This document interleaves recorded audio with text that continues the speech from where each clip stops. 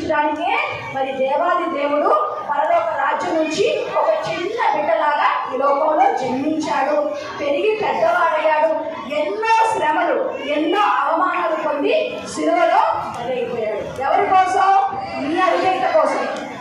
నీకు రావాల్సిన శిక్ష, నువ్వు నరకానికి వెళ్ళాల్సిన ప్లేసులో యేసయ్య మరి ఈ లోకానికి వచ్చి తను శిక్షణ అనుభవించాడు.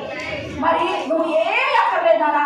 యేసయ్య నా హృదయంలో ఈ అవిధేయత ఉంది నాయన, ఈ గర్వం ఉంది, గర్వం ఉన్నా, అవిధేయత ఉన్నా, కోపపడుతున్నా, పక్కనోడి గిచ్చుతున్నా, తంతున్నా, ఇవన్నీ కూడా అవిధేయత, ఇవన్నీ కూడా పాపమే.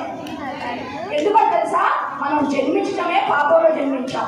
మన హృదయాన్ని ఒక గొప్ప పాపంతో నింపింది. మనకి తెలియకుండానే మనలో అన్ని చెడ్డవన్నీ కూడా మన హృదయం నుంచి బయటకు వస్తాయి. ఆయన మరి దాని కోసం మీరు అందరూ కూడా మోకరించి, యేసయ్య నా హృదయంలో వష్టి లాంటి అవిధేయత ఉంది యేసయ్య, తీసేయేసయ్యా, గర్వం ఉంది యేసయ్య, తీసేయేసయ్యా అని మీరు చెప్పాలి.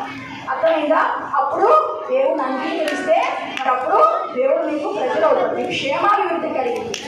అర్థమైందా పిల్లలు? మరి మీకు అంతద వాక్యం కూడా అంతే. నాతో పాటు చెప్పండి. ఇర్మియా గ్రంథం 7:23.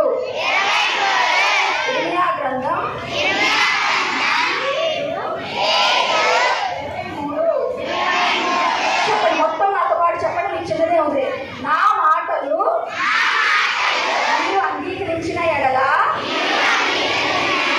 నేను మీకు దేవుడనై ఉండును, మీరు నాకు జనులై ఉందురు,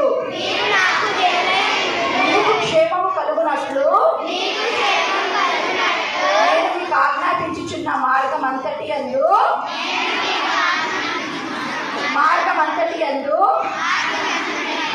మీరు నడుచుకొనుడి. నానా మనకి బైబిల్లో ఇంత పెద్ద వాక్యం ఉంది, మరి మీరు నేర్చుకునేది చిన్న వాక్యం. చెప్పండి. నా మాటలు మీరు అంగీకరించిన ఎడల నేను మీకు దేవుడనై ఉండును. చిన్న సింపుల్ కండిషన్. మీరు నా మాటలు వింటే నేను మీకు దేవుడై ఉంటా. లేకపోతే ఏంటంటే అర్థం, దేవుడై ఉంటాడా ఉండడా? దేవుడై ఉండడు. దేవుడై ఉండకపోతే మీకు ఏమైంది చెప్పండి? పాపంలో పడిపోతారు. పాపంలో ఉన్న ప్రేమ వస్తుంది, శిక్ష వస్తుంది. మరి ఇక్కడ ఉన్న వాళ్ళందరూ కూడా ఎంతో అవిధేయతతో, పాపంతో, గర్వంతో, మరి కోపం